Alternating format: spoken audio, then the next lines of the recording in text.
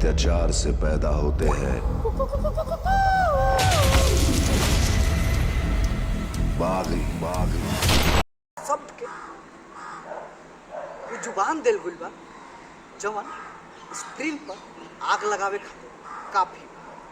यश कुमार के dialogue delivery होके, चाहे अवधेश मिश्रा के डायलॉग डिलीवरी होके, चाहे शिवका दीवान के एक्शन होके, जितना भी भोजपुरी के समझे वाला लोग बा उ सब के सांझे बिहाने चैनल पे स्वागत बा। आज हम जो ना फिल्म के ट्रेलर के रिव्यू करे खातिर आइल बानी। ये फिल्म के नाम दिल लागल दुपट्टा वाली से तू।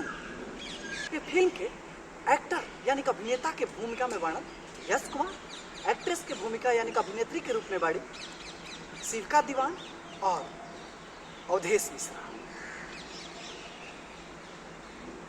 ये फिल्म के ट्रेलर देखला से जो सबसे पहली का चीज दिमाग में आवता वो यही आवता कि फिल्म सस्पेंस बा। फिल्म में थ्रिलर फिल्म है, एक्शन फिल्म है और सब चीज के मिला के एगो जबरदस्त फिल्म होके वाला। ये फिल्म के प्रोड्यूसर और डायरेक्टर और स्टोरी राइटर हर कोई अपना काम से ये फिल्म को महत्वपूर्ण बनाते हैं। ये फिल्म के पिक्चराइजेशन से लेके लोकेशन तक, फिल्म के डायलॉग तक हर चीज जबरदस्त है।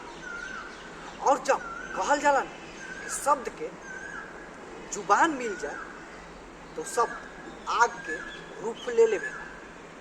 उहे ये फिल्म के जो स्टार कास्ट बना यश कुमार, चाहे शिविका दीवान, चाहे अवधेश मिश्रा जी, वो डायलॉग के अपना जुबान से बोल के शब्द के जिंदा कर देता, आग बना देता। ये फिल्म में जौन एक्शन बा, यश कुमार के जौन लुक बा, काबिले तारीफ। एक्शन थ्रिलर फिल्म बा। वहीं अगर हम बात करें पूरा फिल्म के तो हर एक सीन के बाद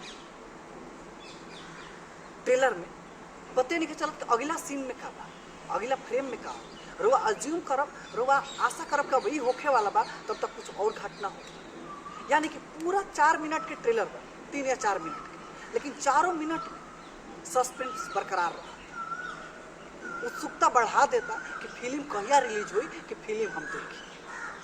फिल्म ऐसा बनने के चाहिए, ट्रेलर ऐसा रिलीज करे के चाहिए। लेकिन ये फिल्म के ट्रेलर के उतना प्रचार प्रसार नहीं क्यों, काहे नहीं क्यों होखा, तो जे फिल्म के प्रोड्यूसर, डायरेक्टर और जे फाइनेंसर बा उहे बता सके। कैसे ऐसा फिल्म अगर जनता के बीच में परोसल जाए और ओकरा का प्रचार प्रसार कल जाए तो भोजपुरी फिल्म इंडस्ट्री एगो आगे उठी।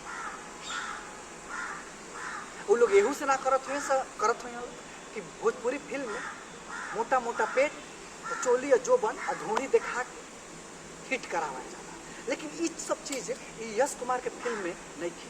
ये फिल्म में एक्शन बा, सस्पेंस बा, थ्रिल बा, रोमांच बा, जवन रोंगटा खड़ा कर और शब्द के वो जुबान दिल हुई बा जवन स्क्रीन पर आग लगावे खातिर काफी बा। यश कुमार के डायलॉग डिलीवरी होके, चाहे अवधेश मिश्रा के डायलॉग डिलीवरी होके, चाहे शिवका दीवान के एक्शन होके, हर तरीका से ये फिल्म देखे लायक। रउआ समय के ट्रेलर ही कैसा लागल कमेंट बॉक्स में अवश्य।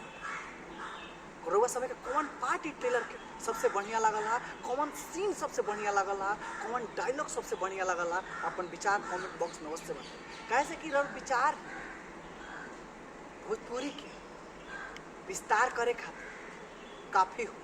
तो रउआ समय से गुजारिश बा कि लोग सब ट्रेलर देखी और ट्रेलर की सबसे बढ़िया कौन बात लागला, कौन सीन लागला, कमेंट बॉक्स में बताएं। आज की वीडियो में इतना ही। ऐसा ही भोजपुरी फिल्म इंडस्ट्री से जुड़ल हर ट्रेलर, फिल्म, गाना के रिव्यू देखे खातिर सांझे बिहाने चैनल के सब्सक्राइब कर लेंगे। अगर यूट्यूब पर देखा था, अगर ये वीडियो फेसबुक पर देखा था नहीं जाता, सांझे बिहाने चैनल के फॉलो कर। तब तक खातिर हमरा के विदा दे जा। नमस्कार।